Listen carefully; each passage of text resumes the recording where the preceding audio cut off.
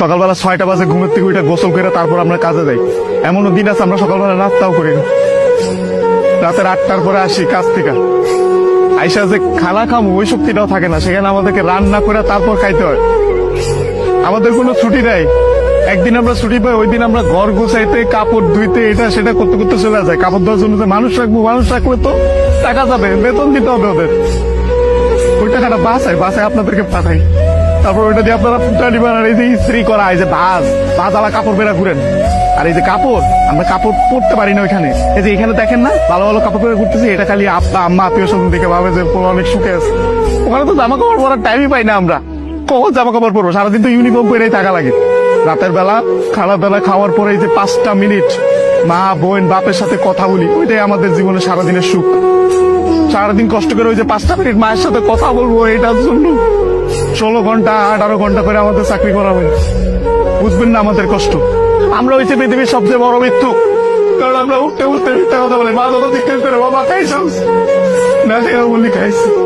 কি বলবো, আর তো বলতে পারবো না। মা যখন জিজ্ঞেস করে কেমন আছো বাবা, বলি ভালো আছি।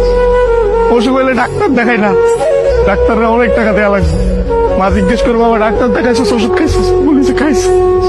কিছু বলার নাই তো, মিথ্যা বলো ছাড়া কোনো উপায় নেই। আমাদের মতো মৃত্যু খায় কেউ নেই। আমাদের কোনো ঈদ নাই ভাই, ঈদ করেন আপনারা। আমরা সেবাই পোলাও পড়বা খাইতে পারি না। সকালবেলা উইটার নামাজ পড়তে গিয়ে আইসা বন্ধুরা একজন আরেকজনের জড়ায় তারা কান দি। তার মা বাপ নাই, কি ঈদ করবো? ঈদ তো করেন আপনারা। আমি আমার মার চেহারা 5 বছর ধরে দেখি না।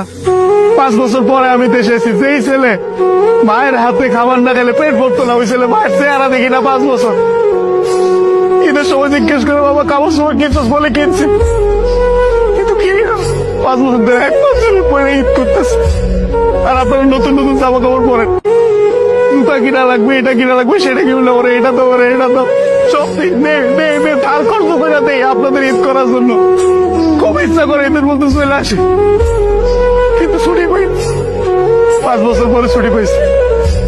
আপনি তো বলেন জুয়া খেলে, মেহবানি করে, এগুলো স্বপ্ন, এগুলো স্বপ্ন, এগুলো আপনারা করতে পারেন, আমরা তো চিন্তাও করতে পারি না। আপনাদের কোনো আইডিয়া নেই ওখানে কত পরিমাণ টাকা লাগে এইসব জায়গায় যাইতে।